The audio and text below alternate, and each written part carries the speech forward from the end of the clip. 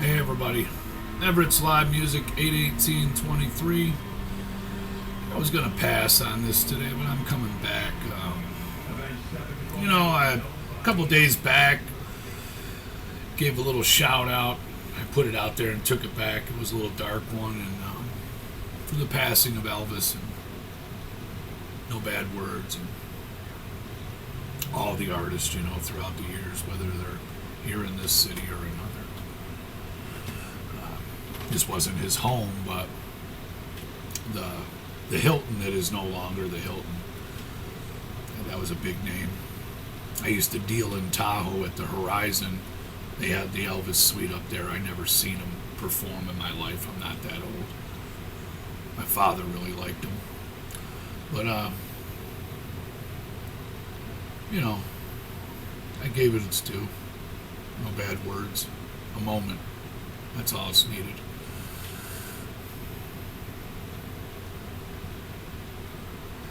And on to the weather we were talking about. It's kind of ironic because a storm moved in a couple days back.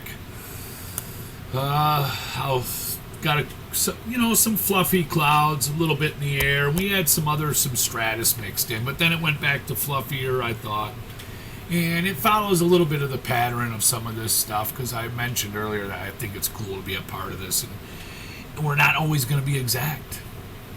And sometimes it takes more of a conversation than is had on something like this. But in any event, man, it's like right here in Vegas. It's been like 110, 112, whatever at my house, 115 for days, and days before that.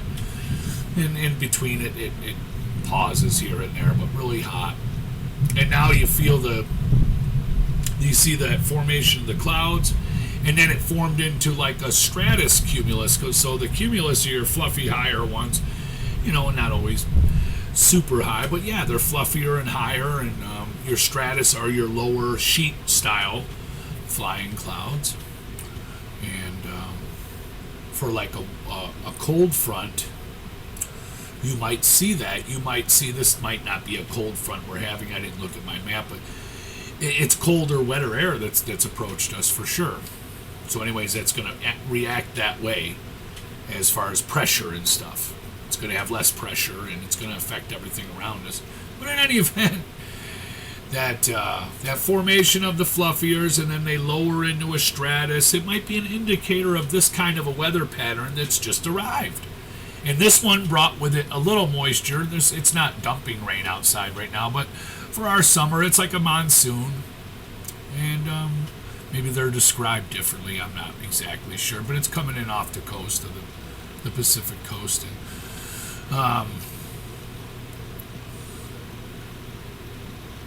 that wet, cooler air catches up with this warm air.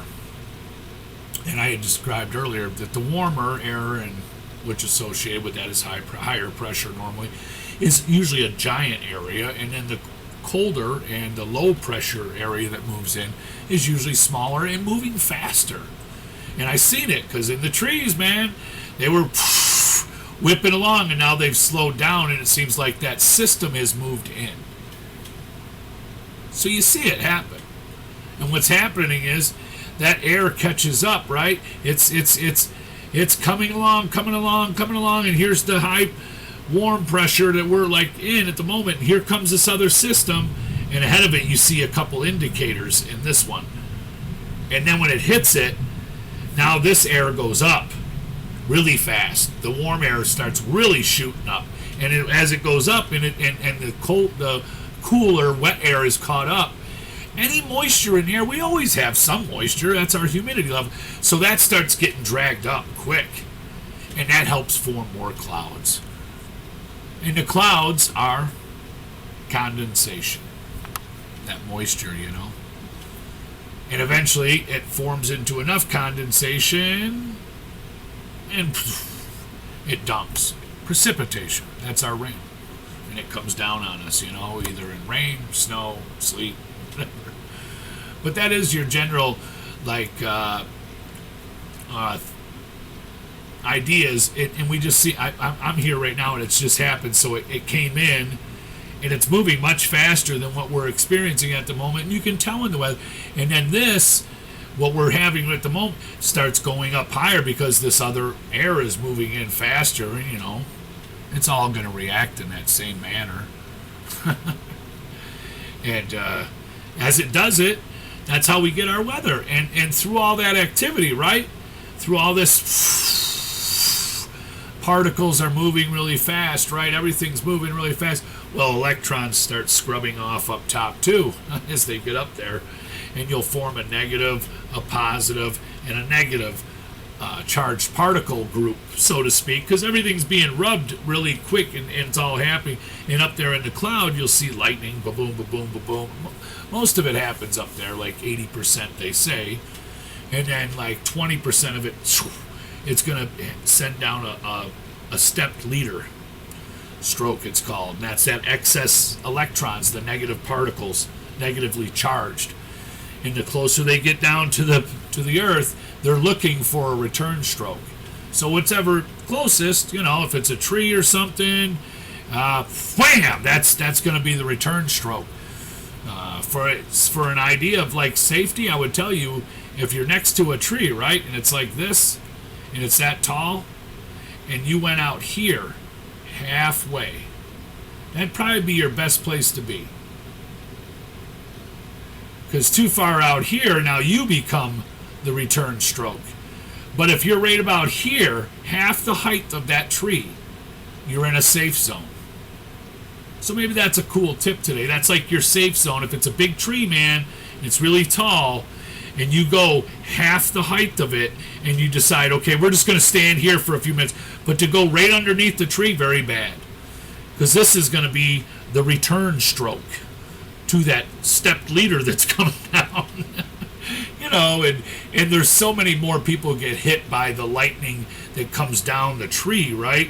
And then when it hits the ground, woof, there's going to be a huge area of residual energy that's going to be spilling out, or however you'd like to describe it. It's going to go to the point of least resistance, and if you're in the path, a lot of people get hit with that. I think a lot of people probably that survive are hit with that. If you're hit directly with it, it's over 43,000 degrees Fahrenheit, dude. It's hotter than the surface of the sun. You're dead, I think. But maybe some people have been hit like direct. It's pretty wild. I really enjoy the weather and all that. It's amazing to me, and we are all such a part of all of it. And just to see those little things, and then like say for that's what just recently happened, and that could be a scenario. So you had some fluffy clouds, right? You had your cumulus a day, and then they started to condense a little bit more and lowered a little bit in like a stratusy looking one, and then you had this rush of air came through your area, and you're like, huh? And then boom, all of a sudden here comes a little cooler storm. That's one indicator of a system that could move through. It's a low a cold front catching up with a warm front, but it's not always the low pressure catching high pressure, but it usually is that difference in low pressure in cold fronts favor and high pressure in warm fronts favor. And like as I've said before about the animals and stuff and how they act, birds fly less when it's a cold front because the air has less atmospheric pressure, it's less dense. There's not as much pressure to it, so it's there's not as much lift. But when it's really hot, and you got that high pressure, the air is really dense and dry. They fly really high. Sometimes they're just flying lower with the low pressures and stuff. But anyways, it's pretty wild. If it was a warm front moving in, right? Those are sometimes headed out by the cirrus clouds. They call them cirrus. Those could be your mare's tails. You ever see them? They're way up there. They look like horse tails, or they're those, stripy, wispy clouds, And maybe even at night you would see a ring around the moon. Sometimes that contributes to that as well. Yep, that could be an indicator of a warm pressure, a warm front moving into your area. Normally bring in higher pressure. Some of the weather stuff I've learned, I have so much more to learn. I'm always so open to that too, man. It's always the best to be for all of us, and all of us remember we all that conversation's the best. But that's a couple different systems that can happen, and that lightning, that was a quick idea. And some of the worst storms are when that cold wet air catches up with that warmer, so you got that cold front's moving really fast, and then it hits the warm front, right, and it drives that air, and man, it creates that's when you'll see those huge thunderheads, man. They're like an anvil just coming at you. It's a wall. but we're going through that right now too, man. And, that's pretty cool. Anyways, peace.